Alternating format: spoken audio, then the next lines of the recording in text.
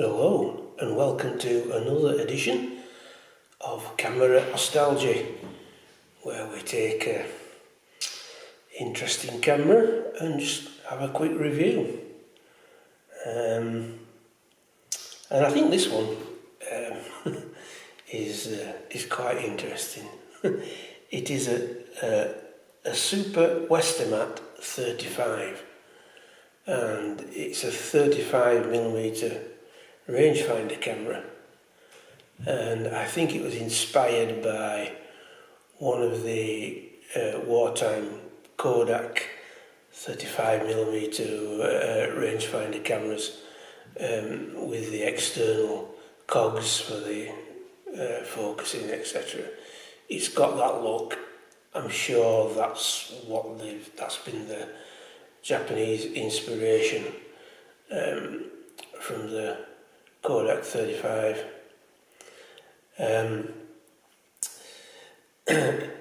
It's, I don't know if it's ugly or pretty. It's unusual. Let's say it's unusual. It's a real oddball of a thing, and its shutter speeds is bulb, the 5th, 10th, 25th, 50th, 100th and 300th, which is slightly unusual. The lens is a Terionon 45mm 3.5, and there were two versions of it, and this is the last of the versions. The earlier version had 3 little windows at the front rather than 2, and was probably slightly prettier. But this is the second version, we think around 1956, something like that. And it was from the same stable as the Westomat 6, which was quite a popular 120 folder in this country. Most of the Japanese roll film folders didn't end up here. They went over to the States. But the Westomat was one of the few that seemed to come to the UK in large numbers. And this is from the same stable, as I say. This is the 35mm version produced by Westomat, and it's got some really funny little quirks. The focusing is terrible. You use this little lever here, and it's quite stiff, even though I have freed it off to what I think is probably where it should be. It's still quite stiff, and if you're doing a lot of focusing, it doesn't half get the end of your finger, so much so that you actually move your hand position and you start focusing with your thumb, because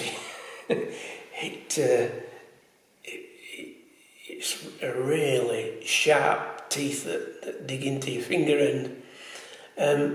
So that's probably the worst feature, is the focusing.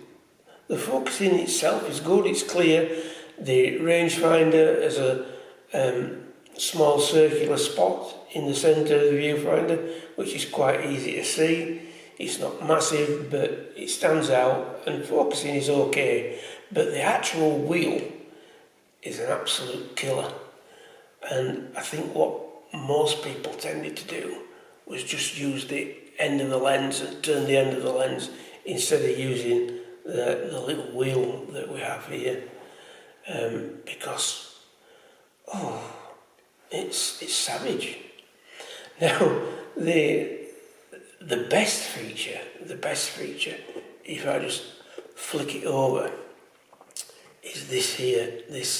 Excuse the fingers, but this little lever here is the aperture control, and it's really smooth, it's really easy, and here we've got a little window, and what you do is you just turn that and then look down into the little window, and it gives you your aperture. Really, really easy to see, easy to do. Best part of the camera. Great bit of design. Also, the film counter is quite unusual, and it's quite easy to set, which is sort of odd, because this is really easy to turn, really well designed, easy to get your fingers on with the two little pips, and yet they produce a focusing device that chops your finger end off. So it's a mishmash of really good design and really poor design. But the aperture control and the film counter is really nice. The shutter is a little bit... You wind on, and this lever here, external lever, pushes the lever that you charge the shutter with forward. So it's quite agricultural, but it works. So I don't know if you can see it there. You see that lever, and it charges the shutter externally, and everything seems to be done externally. Now, whether that's for cheapen the production costs, to make it more economical to produce, I'm not sure. It's effective, but it's sort of, like I say, it's agricultural, and it's a strange balance of really nice design features and really poor design features. But overall, I quite like this camera. I haven't put a film through it yet. It was quite badly seized up. You couldn't turn the focusing wheel at all.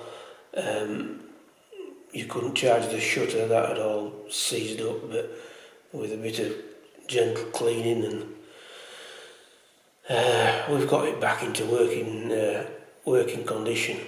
And so at some point I'm going to have to put a film through and see what it'll do. But like I say, the mishmash of design, I mean, if you look at this panel here on the top, if I can get it in focus for you, this panel there, and it's saying, it's like a really basic, nearly like a little Sunny 16 for Ektachrome and Kodachrome on the top, which is quite unusual. I can't say I've seen anything like that before.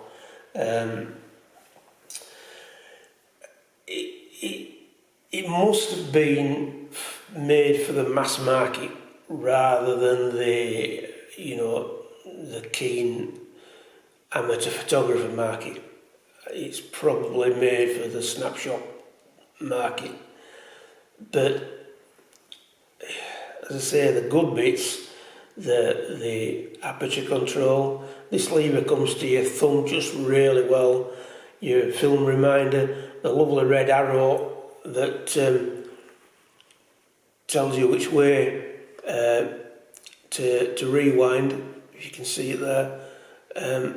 That's a nice feature. It brightens the camera up, but you can't miss which way you should be turning. So that's it really. That's the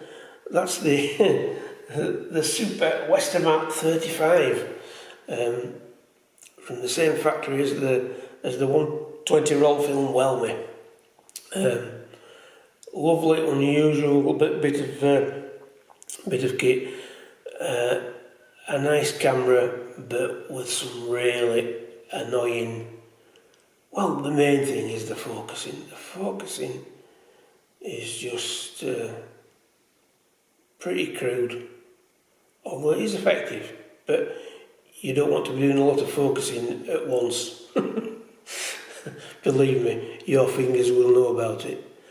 But there it is. So 1956 Westomat Super 35 rangefinder camera.